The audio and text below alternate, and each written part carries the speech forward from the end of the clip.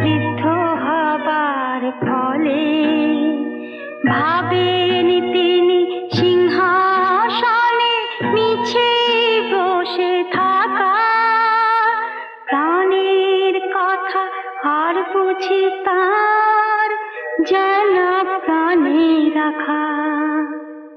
শ্রীরামচন্দ্র রাজা হবেন, সীতা হবেন রানী, অযোধ্যাবাসীরা শুনে আহ্লাদে আটখানি। হায়রে রামের অভিষেকে হঠাৎ ওঠে ঝড়, দশরথের কাছে রানী কইকেয়ী চাইতে আসেন বর। রানী বলেন, প্রতিশ্রুত ছিলেন মহারাজ, পাওনা আমার সেই দুটি বর, দাও না তুমি আজ। একটি বরে 14 বছর রামকে পাঠাই বনে, অন্য বরে ভরত আমার বসুক সিংহাসনে।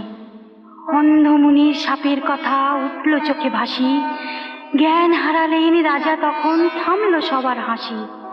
কান ভাঙালো মন্থরা সেই মেজরানীর দাসী, বললে গিয়ে কুজি বুড়ি মেজরানীর ঘরে, হায় গো রানী কপাল তোমার পুড়তে শুরু করে, রাম যদি হয় রাজা তুমি হবে সবার বাঁধি।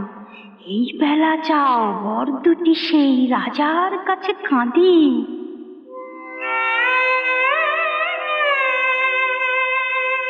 দেবেন বলে শিক্ষা লোকে লীলা অতঃপর, পিতৃশব্দ পালন করেন রাম গুণধর।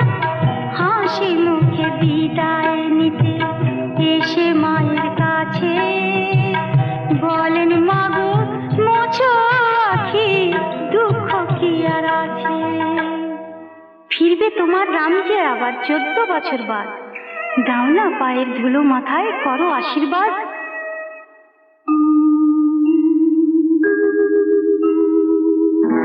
সুমন্ত্র যে তৈরি রাখে বাইরে রামের ডাক, সঙ্গে যাবেন লক্ষণ ভাই আগলে আছেন পথ। অবশেষে সীতার কাছে বিদায় নিতে গিয়ে রাম যে দেখেন তৈরি সীতা, যেতেই হবে নিয়ে। নিরুপায় শ্রীরাম নিয়ে লক্ষণ সীতাকে যাত্রা করেন গভীর বনে, ফেলে অযোধ্যাকে। আকাশ কাঁদে বাতাস কাঁদে, কাঁদে তরুলতা, পিতা কাঁদেন মাতা কাঁদেন, বুকে সবার ব্যথা।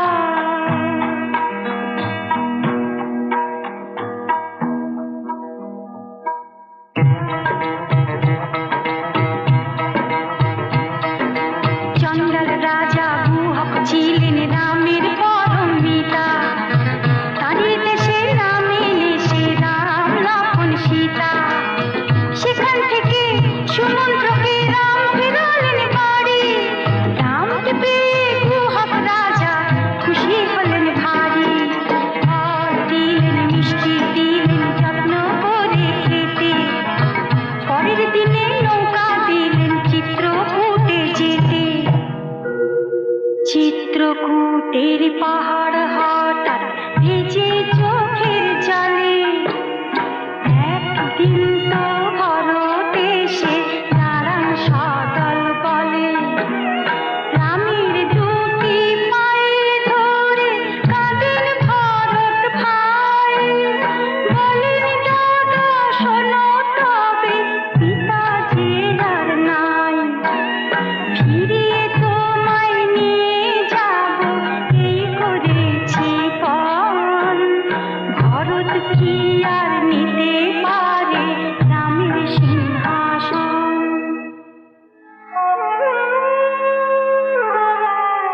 চোখের জলে রাম যে বলেন, তাই যদি ভাই মানো, বলি কেন এলাম তবে সেও তো তুমি জানো। ফিরতে আমি পারি না কো মিথ্যে পায়ে ধরো, পিতৃসত্য পালন করা রামের কাছে বড়।